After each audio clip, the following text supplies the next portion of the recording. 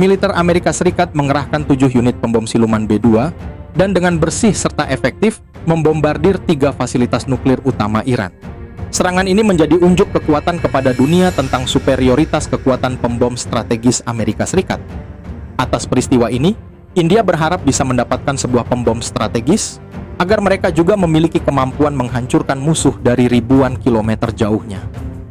Menurut laporan situs web Forum Pertahanan India, seorang jurnalis senior militer India mengungkapkan bahwa dalam beberapa waktu terakhir, Angkatan Udara India sedang aktif bernegosiasi dengan Rusia untuk menyewa 6 hingga 8 unit pembom strategis Tu-160M Angsa Putih. Langkah ini dilakukan untuk memperkuat Angkatan Udara India yang berfokus pada operasi strategis, sekaligus meningkatkan kemampuan serangan jarak jauh India terhadap negara-negara yang selama ini dianggap sebagai musuh potensial di kawasan. Ide penyewaan Tu-160M ini merupakan usulan dari pihak Rusia sendiri. Bagi India, senjata strategis buatan Rusia bukanlah hal baru. Sejak tahun 1980-an, India sudah beberapa kali menyewa kapal selam nuklir dari Moskow.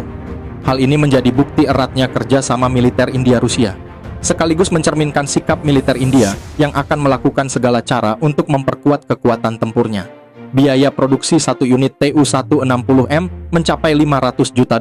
Jika India memilih membeli, beban finansialnya jelas sangat berat. Namun jika skema penyewaan diterapkan, biayanya akan jauh lebih murah. Bahkan, Rusia juga bersedia melakukan transfer teknologi, serta membantu India untuk mengintegrasikan rudal BrahMos ke dalam sistem persenjataan Tu-160M.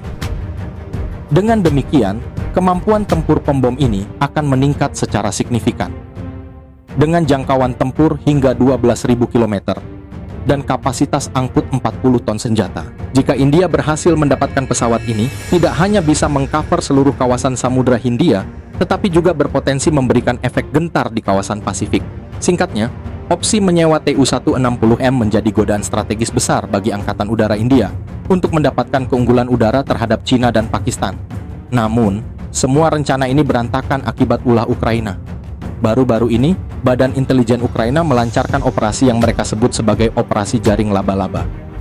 Dengan menggunakan puluhan drone, mereka menyerang beberapa pangkalan udara jauh di dalam wilayah Rusia dan menghancurkan sejumlah besar pembom strategis milik Rusia. Meskipun armada Tu-160 Rusia tidak terkena dampak langsung dalam serangan tersebut. Untuk menutupi kerugian besar di unit lain, Rusia terpaksa mengalihkan kapasitas produksinya yang terbatas untuk memodernisasi dan memperbaiki pesawat-pesawat lama seperti Tu-95 dan Tu-22. Akibatnya, hampir mustahil bagi Rusia untuk memproduksi Tu-160M dalam waktu dekat, apalagi menyediakan unit untuk disewakan kepada India.